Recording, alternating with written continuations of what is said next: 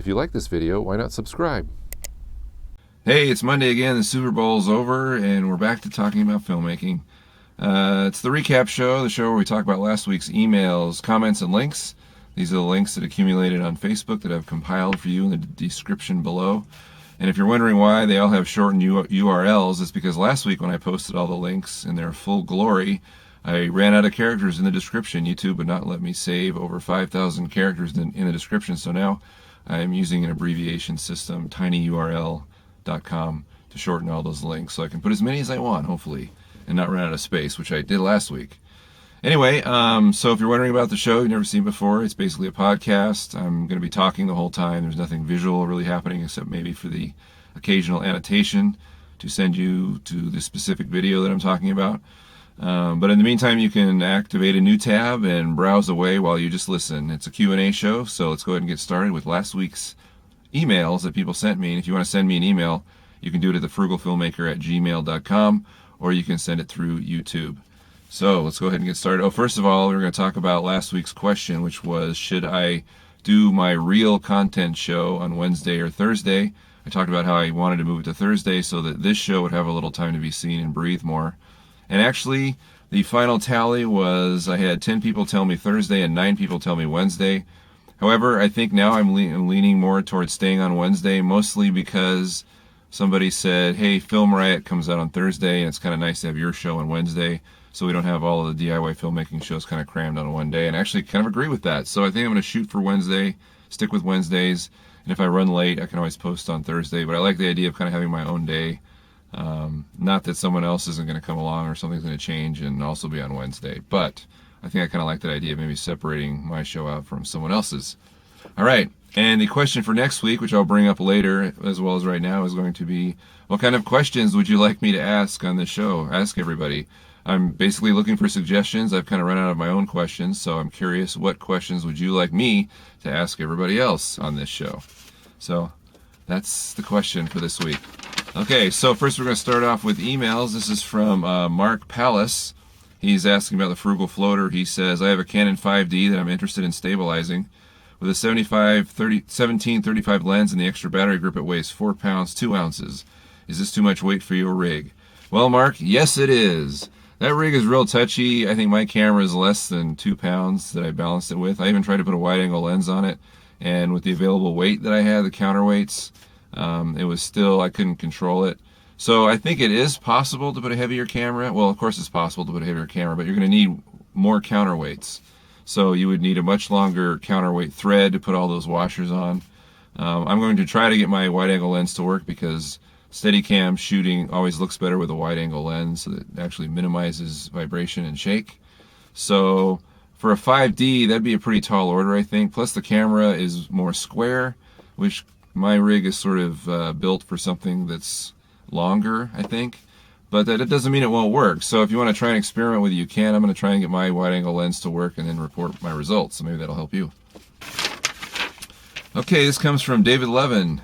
He asks, I ordered a 10x10 green screen with a built-in rod pocket for the crossbar. I was wondering if there was a way to build a strong 10-foot PVC crossbar that can collapse for easy porting when I go on location shoots. Can you make any suggestions?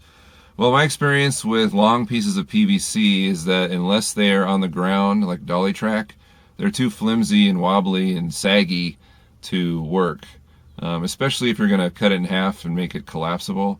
I don't know, I guess it's possible, but I would recommend you do something that's either made out of metal or more solid, because PVC can be pretty flimsy. So, I mean, you could try it. Again, I'm going to talk about this a little bit later in this show, about using long pieces of PVC, but I don't think it would work that well, unless you don't mind it being flimsy. Because if it's not a big deal, if you could somehow support both sides, and you don't mind your green screen sagging in the middle, then it's probably fine. All right, Jordan Flash 714 sent me a message through YouTube, and he says, have you had any experience using the quote-unquote cheap wide-angle lenses off eBay or similar sites? Yes, I have. My previous camera, which was a mini DV tape camera, I bought a wide-angle lens and a fisheye lens off of eBay, and I didn't mind them. They worked pretty well, as long as you're willing to put up with a couple things. I mean, they are cheap, but with cheap wide-angle lenses, you're going to get barrel distortion, which is the bending of the image. If you look at, put a wide-angle lens on your camera and then look at the very edges of the image, look for straight lines like on a doorway, you'll notice that they're curving. That's barrel distortion.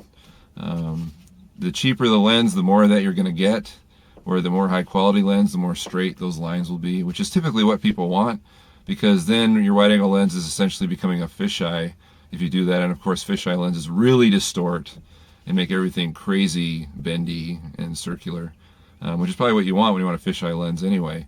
So if you don't mind that, that's okay. Then you also have vignetting, which is where you can see basically the edges of the lens, little dark areas, almost like you're looking through a peephole. You can see that, which again, if you're willing to put up with that, or if you want to crop it in post, zoom in on the image and get rid of that, you can do that.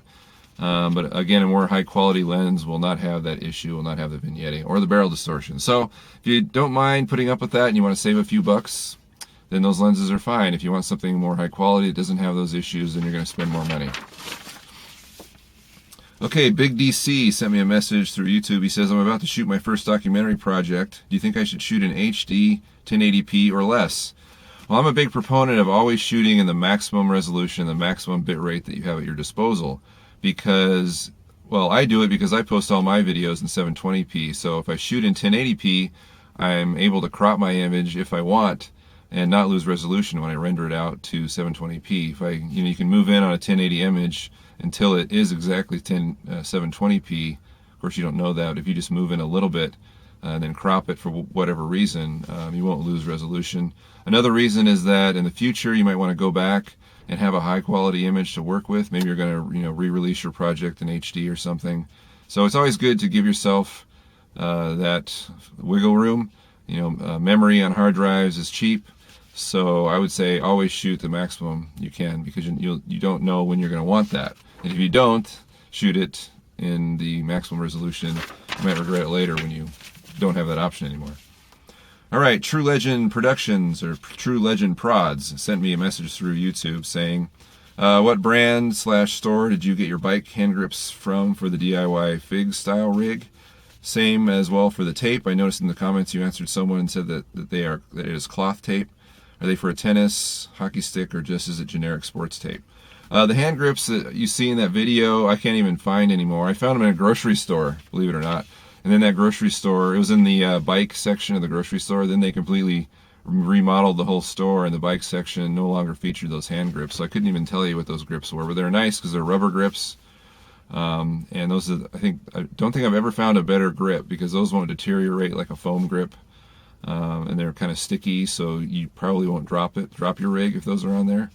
But I couldn't tell you where to get them again. I mean, you can try eBay, try and find something similar, but I've never seen anything just like that, and I can't remember what the brand name was, so I apologize.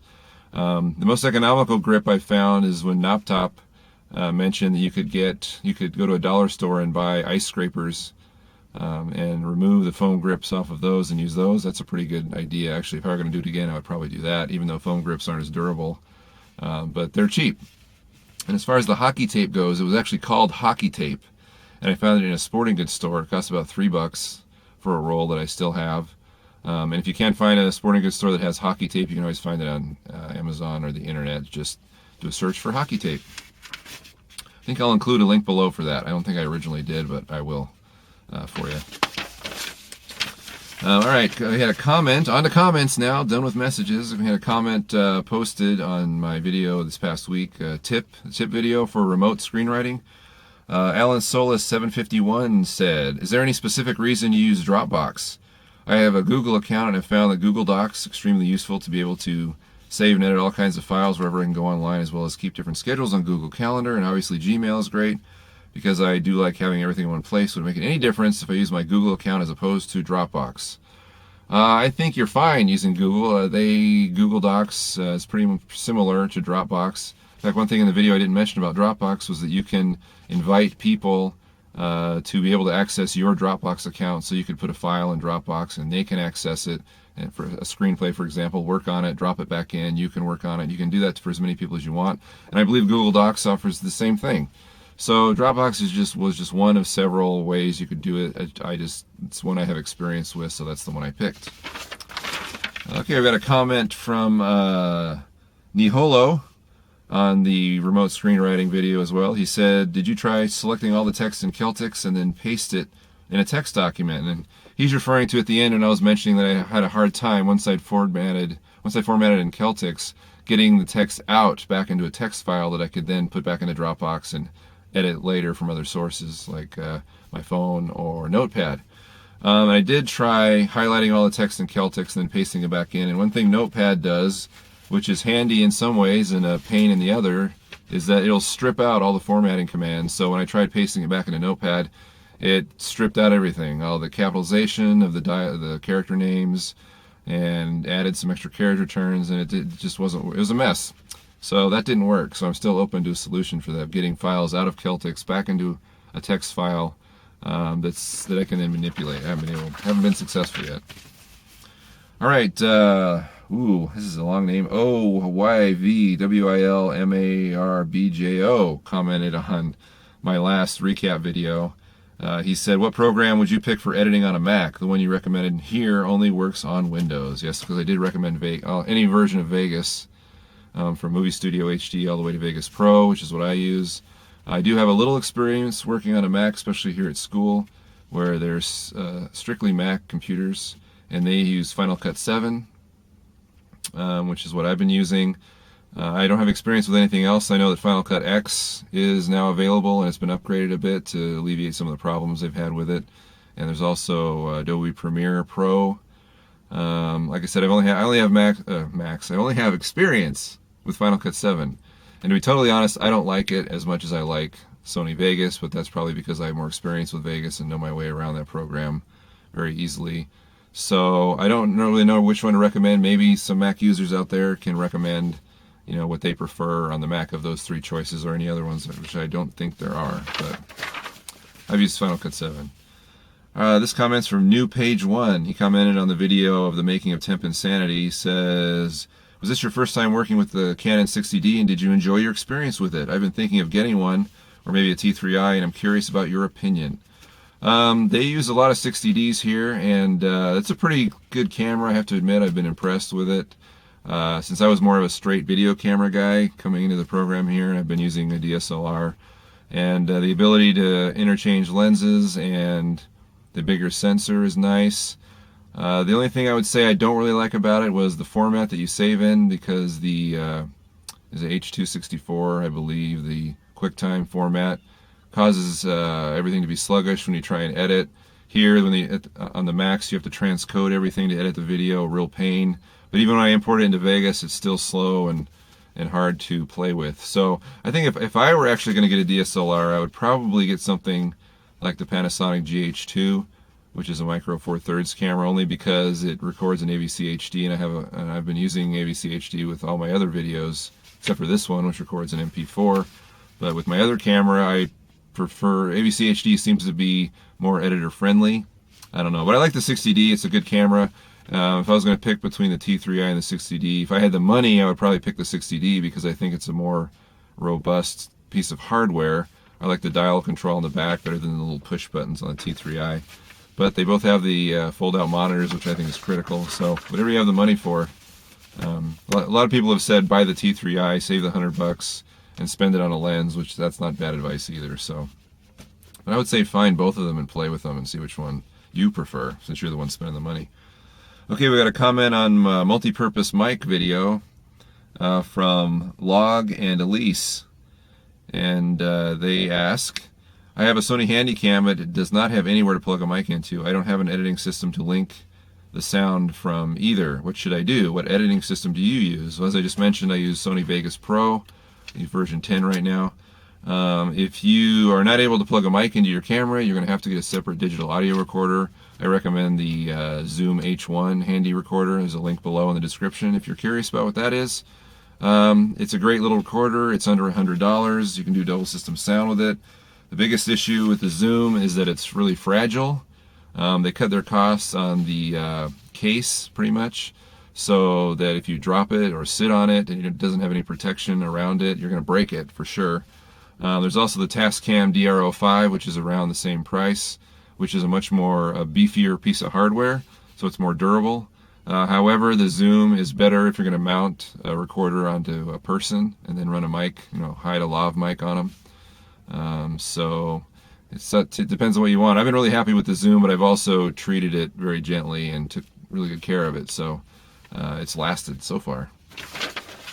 All right, the next comment comes from Max, KC1. He commented on the same video, the multi-purpose mic video. He says, I'm new to your vids, love them, very educational, thanks.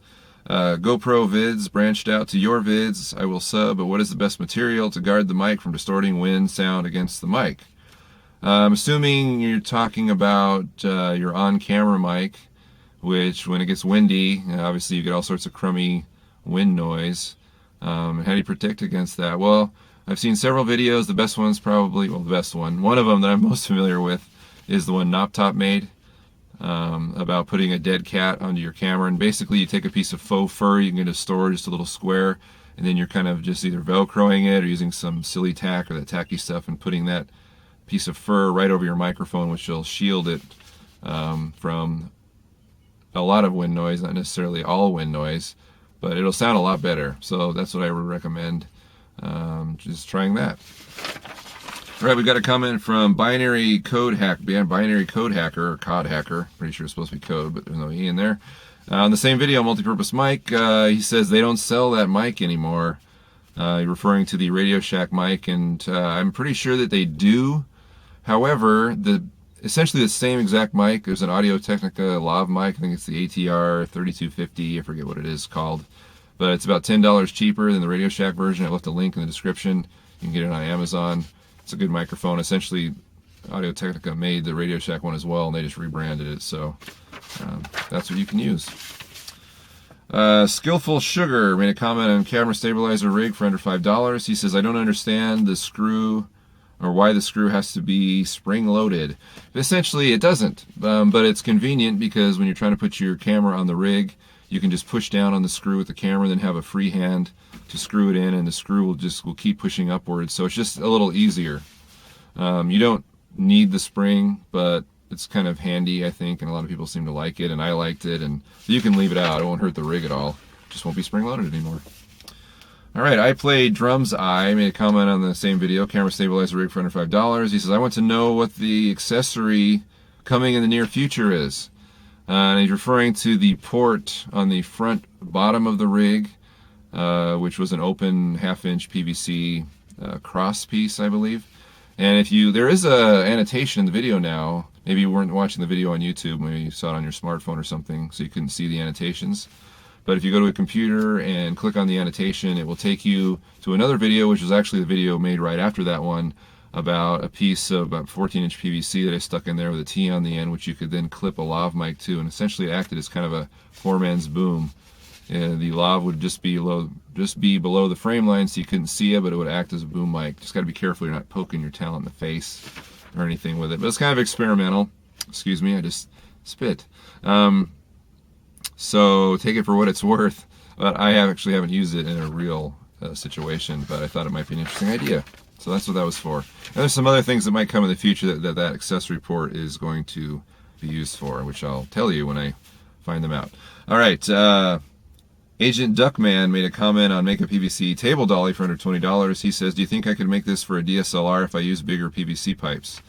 Well, many people, even though I mentioned in the video, hey, this probably won't work for DSLRs because DSLRs tend to be too heavy. Many people have told me it works fine for DSLRs, and then I went back and added an annotation saying this works fine for DSLRs, but if you didn't see the annotation, it works for DSLRs, so you don't have to do anything different. Okay, Fitlish made a comment on Make a Mic shock mount for $1.20. Fitlish says, how do you make your audio so seamless when switching from scene to scene? Mine is always at a different level or slightly different pace, no matter how hard I try to not modulate my voice. Thanks. Well, as far as rate of speech goes, I think I've just perfected the deadpan delivery, so that whenever I cut it together, my voice is always in basically the same pace. But if you're referring to other things, like when I cut from scene to scene, I don't always record everything in the same place, obviously.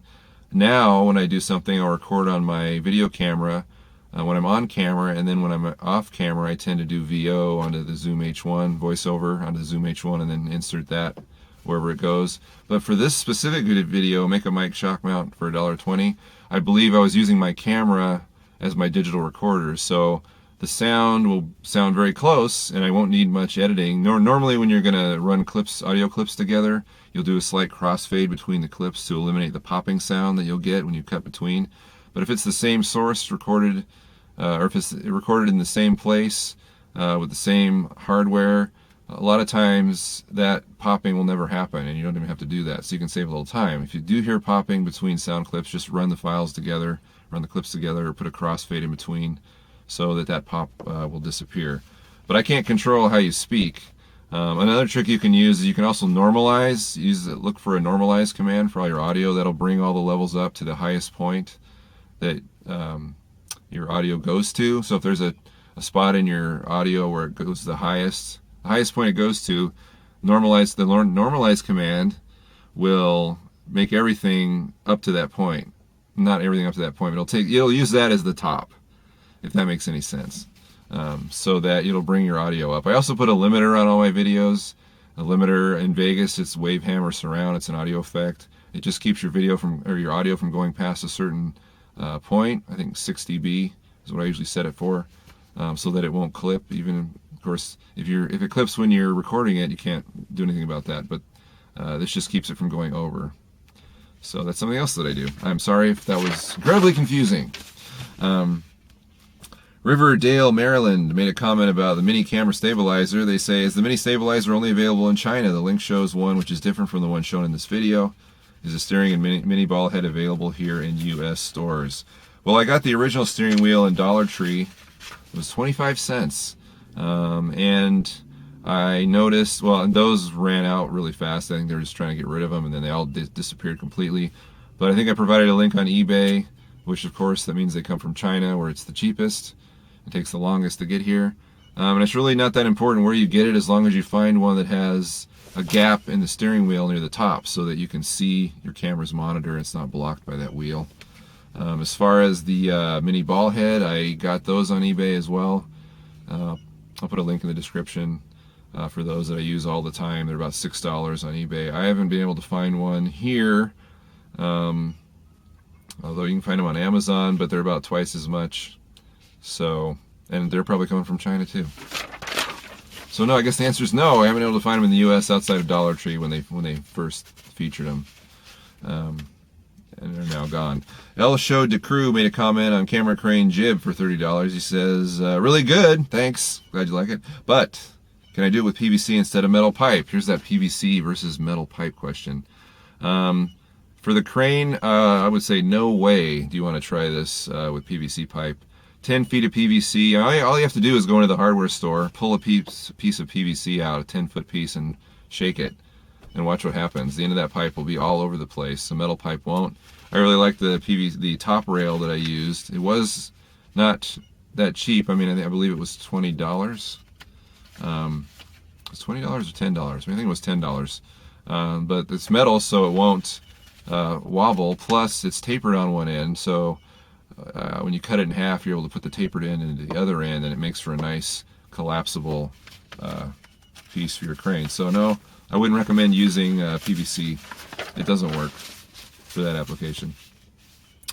All right, finally we have Stevo1214 who asks, "Hey, what kind of spring did you use for the camera stabilizer rig? Where did you get it?" I had a bunch of them laying around. I think I addressed this before, but it's a good question, so I will address it one more time. I think the best solution I've seen for this is that people have cannibalized battery holders. So if you get one of those battery, or any old toy is going to have a battery holder with a decent, if you can find one with a decent sized spring in it, maybe that holds D batteries would probably be perfect. Just pop the spring out, cut the wire, and there you go. Doesn't cost you anything. Other people have found them at hardware stores where they feature, I think at Home Depot there's one from a weed trimmer thing. I don't know. Use a battery holder. That's probably the best way to do it. Okay, so that's it for this week. Coming up this Wednesday, I'm going to try and get some bonus material in. This is not a normal release week, but I'm trying to get videos in every week. So I have actually video twice a week, mostly because I don't want to see my face in the thumbnails twice in a row on the sidebar, because I don't think anybody else wants to see that either. So I'm going to try and get some bonus material this week.